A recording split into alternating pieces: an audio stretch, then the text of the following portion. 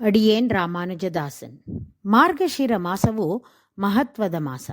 ಭಗವಾನ್ ಶ್ರೀಕೃಷ್ಣ ಮಾಸಗಳಲ್ಲಿ ನಾನು ಮಾರ್ಗಶಿರ ಅಂತ ಹೇಳಿ ಆ ಮಾಸದ ಹಿರಿಮೆಯನ್ನ ತಿಳಿಸ್ತಾನೆ. ಇಂತಹ ಪುಣ್ಯಕರ ಮಾಸದ ಶುಕ್ಲ ಪಕ್ಷದಲ್ಲಿ ಬರುವ ಏಕಾದಶಿಯನ್ನ ಮೋಕ್ಷದ ಏಕಾದಶಿ ಅಂತ ಕರೀತಾರೆ.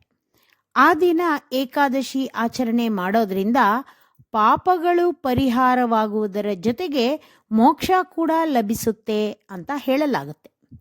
ಇದರ ಜೊತೆಗೆ ನಮ್ಮ ಪೂರ್ವಿಕರಿಗೂ ಮೋಕ್ಷ ಕೊಡಿಸುವಂತಹ ಏಕಾದಶಿ ಈ ಮೋಕ್ಷದ ಏಕಾದಶಿ. ಭಗವಾನ್ ಶ್ರೀಕೃಷ್ಣ ಗೀತೋಪದೇಶ ಮಾಡಿದ ದಿನ ಅಂದರೆ ಗೀತಾ ಜಯಂತಿಯಂದೇ ಈ ಏಕಾದಶಿಯನ್ನ ಆಚರಿಸಲಾಗತ್ತೆ. ಕೃಷ್ಣ ಯುಧಿಷ್ಠಿರನಿಗೆ ಹೇಳಿದ ಈ ಏಕಾದಶಿಯ ಮಹತ್ವ ಹೀಗಿದೆ. ಚಂಪಕ ಅನ್ನೋ ನಗರವನ್ನ ವೈಕಾನಸ ಅನ್ನೋ ರಾಜ ಪರಿಪಾಲಿಸ್ತಾ ಇರ್ತಾನೆ. ರಾಜ ಬಹಳ ಧರ್ಮಿಷ್ಠ, ಪ್ರಜೆಗಳನ್ನ ಚೆನ್ನಾಗಿ ನೋಡ್ಕೋತಾ ಇದ್ದ.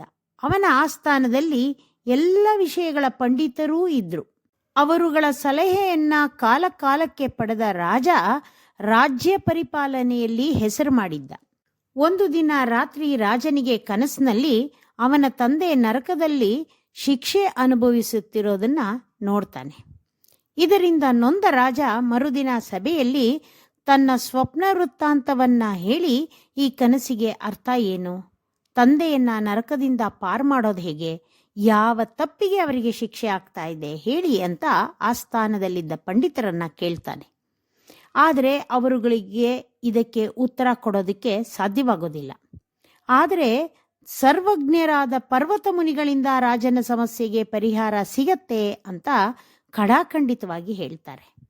ರಾಜ ತಡಮಾಡದೆ ಪರ್ವತ ಮುನಿಗಳಿದ್ದ ಅವರ ಆಶ್ರಮಕ್ಕೆ ಹೋಗಿ ಅವರನ್ನ ಆದರಿಸಿ ತನ್ನ ಕನಸಿನ ಬಗ್ಗೆ ಹೇಳಿ ಪರಿಹಾರ ಕೇಳ್ತಾನೆ.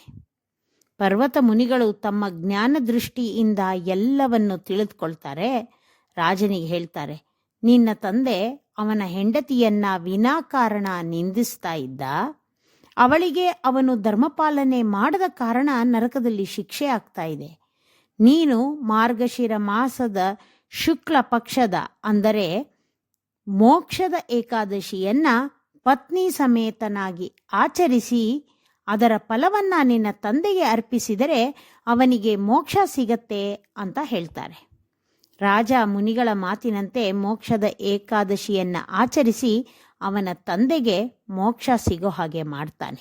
ಹಾಗಾಗಿ ಮೋಕ್ಷದ ಏಕಾದಶಿಯನ್ನ ಆಚರಿಸುವವರು ತಾವೂ ಮೋಕ್ಷ ಹೊಂದಬಹುದು, ತಮ್ಮ ಪೂರ್ವಿಕರಿಗೂ ಮೋಕ್ಷವನ್ನ ಸಿಗೋ ಹಾಗೆ ಮಾಡಬಹುದು. ಶ್ರೀಮತೆ ರಾಮಾನುಜಾಯ ನಮಃ.